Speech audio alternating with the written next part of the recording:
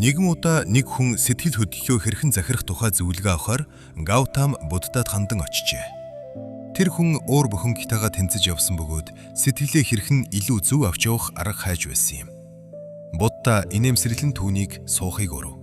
Тэгээд би чамд нэгэн түүх ярьж өгье хэмээн ийн айлджээ. Эрт цагт нэгэн хаан баян тансаг төгшин амгалан улсыг захирч байв. Нэг өдөр тэр хөрш хаант улсад арчлахаар шийджээ. Учир нь тэр улсын хааныг мэрэгм ухаанаараа алдарсан гэж сонссон байлаа. Хаан очиход түүнийг ихэд хүндэтгэн ухтаж, хөрш улсын хаан түүнд зориулан сүрлэг найр бэлгэжээ. Зоогийн үеэр хаан шүлэн дотроо ялаа байхыг олж харав. Тэр даруй зэвүүзэж, зарцдаа өөр аяг шүд авчрахыг тушаажээ. Үүнийг харсан хөрш улсын хаан, "Эрхэм дээдэс минь, бүү уурал.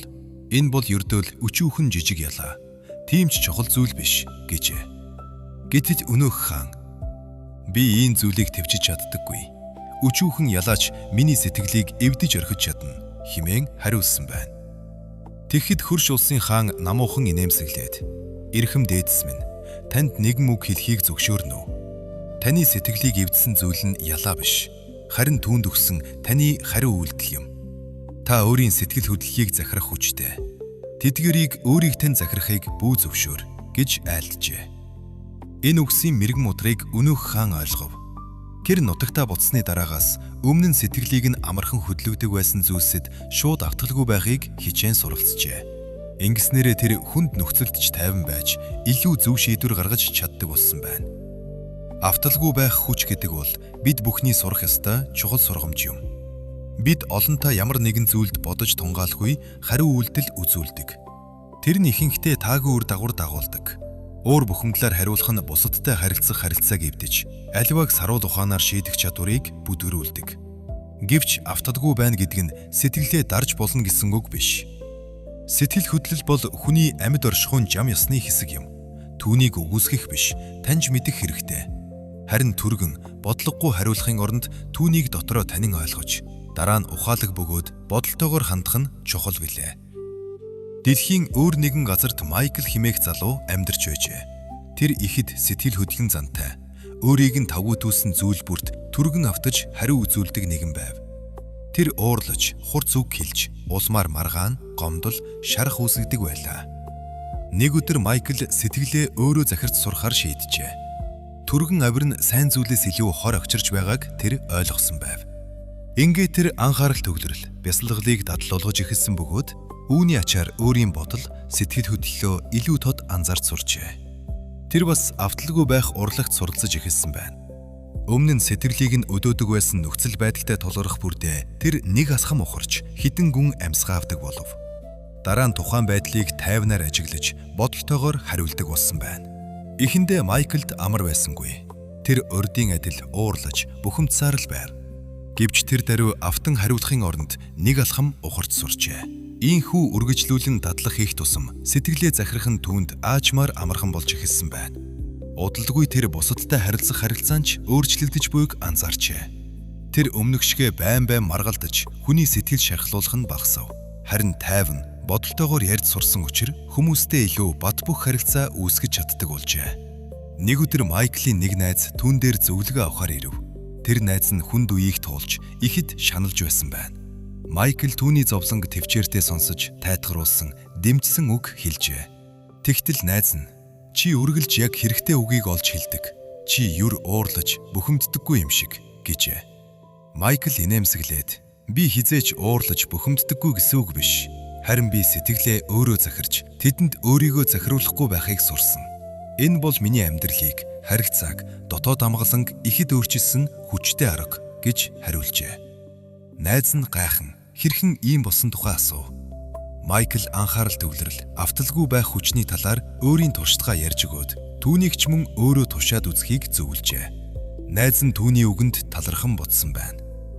Цаг хугацаа өнгөрөхөд Майкл тайван, бодолтой төрхөөрөө олонд танигджээ. Тэр хэцүү нөхцлүүдийг ч амархан даван туулж чаддаг. Тэсвэр төвчээртэй нэгэн хэмээн хүмүүсийн хүндлэлийг хүлээх болов.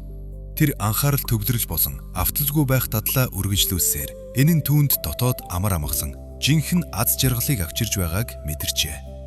Авталгүй байх хүч бол бид бүхний сургацж болох үнэт сургамж юм. Энэ нь дадал төвчээр шаарддаг. Гэвч түүний үр шим нь үнэхээр үнцэнтэй. Сэтгэлээ захирч сурвал бид харилцаагаа сайжруулж, илүү зөв шийдвэр гаргаж, илүү утгатай амьдрах боломжтой болно. Хаан болон Майклийн түүхийн сургамж нь нэг л зүйлийг хэлж байна. Бидэнд өөрийн сэтгэл хөдлөлийг захирах хүч бий. Бидэнд тохиолдох бүхнийг удирдах чадахгүй байж болно. Харин түүнд хэрхэн хандхаа сонгох боломж үргэлж бидний гарт байдаг. Анхаарал төвлөрөл болон авталгүй байх дадлаар дамжин бид сэтгэлээ жолоодож, бодолтой, ухаалаг байдлаар хариулахыг сурч чадна. Энэ бол бидний харилцаа, сайн сайхан байдал, амьдралын чанарыг бүхэлдэн дээшлүүлэх хүчирхэг чадвар юм. Иймээс энэ чадварыг өдөр бүр баг багаар бясалгаж, амьдралаа сайн сайхан тийш өөрчлөхүүц хүч болгон төлөвшүүлье. Сэтгэлдээ өс хонзонгийн бодлыг тээж явах цагт уур хилэн хизээж харилдаггүй. Харин тэр бодлыг тавьж орхих мөчид уур хилэнч мөн замхарч эхэлдэг. Уур хилэнгээ зуугч явах нь хор уучгаад нөгөө хүн үхэн гэж найдахтай адил. Өөрийгөө ялсан хүн тулааны талбарт мянга дахин мянган хүнийг ялсан хүнээс жагуу. Хариу үйлдэлдээ бүү хөдлөгт, үйлдэлдээ хөдлөгт. Амар амгалан дотроос төрдөг. Түүнийг гаднаас бүү ир. Маргаан дунд бид уурлаж эхэлсэн тэр мөчтөө үннийг эрэлхийлэхэ болж өөрсдийгөө хамгаалахыг хичээж эхэлдэг. Сэтгэл бол бүхний их. Юу бодно, тэр л болж хуурна. Чи уурсныхаа төлөө шийтгүүлэхгүй. Харин өөрийн уурынхаа үрээр шийтгэгдэнэ. Зовлонгийн язгуур нь барьцалдах сэтгэл юм. Хэрв чи бусдыг аз жаргалтай байцаахыг хүсвэл инэрлийг бяслаг. Хэрв чи өөрөө аз жаргалтай байхыг хүсвэл мөн инэрлийг бяслаг. Тавьж явуулах нь эрх чөлөөг өгдөг. Эрх чөлөө бол аз жаргалын зайлшгүй нөхцөл юм. Хэрв зүрхэндээ уур, түгшүүр, эсвэл юмсын эзэмшилд баригдсан хэвээр байвал бид жинхэнэ эрх чөлөөг мэдэрч чадахгүй. Мянган хоосон үгнээс амар амгалан авчрах ганцхан үг илүү үнцэнтэй. Бидний өнөөдрийн байдал бол бидний бодлын үр. Ухаан бодолтойгоор хариул. Сэтгэлийн хөөрлөөр бүү урс. Эцэст нь үнэхээр чухал нь гурван зүйл байдаг. Хичнээн их хайрлсан бэ, хичнээн дүлгөн амьдарсан бэ, өөрт зориулагдаагүй зүйлсийг хичнээн уужуугаар тавьж явуулсан бэ. Амьдралын нэгдмэл чанарыг харж чаддаг хүн бүх оршихуй дотор өөрийгөө, өөрийн дотор бүх оршихуйг олж хардаг. Тийм хүн юм бүхнийг алагчлалгүй нүдээр хардаг. Аз жаргал бусадтай хуваалцах тусам багасдаггүй. Бид бодлороо хэлбэрждэг. Бид юу бодно, тийм л хүн болж хувирдаг. Жинхэнэ аз жаргалд хүрэх зам бол юмс болон хүмүүст хит барьцалдах сэтгэлээ тавих явдал юм. Хүнийг муу зам руу чирдэг зүйл нь гаднах дайсан биш, өөрийнх нь сэтгэл юм. Хөгжүүж хэрэгжүүлсэн санаа бол зүгээр л санаа.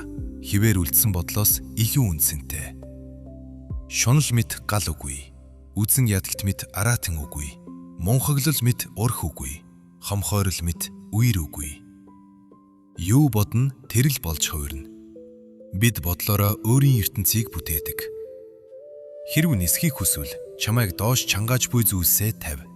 Хэрв дэлхийг өөрчилмөр байвал эхлээд өөрийгөө өөрчил. Аз жаргал бол бэлэн бүтээгдсэн зүйл биш. Тэр чиний өөрийн үлээс төрдөг.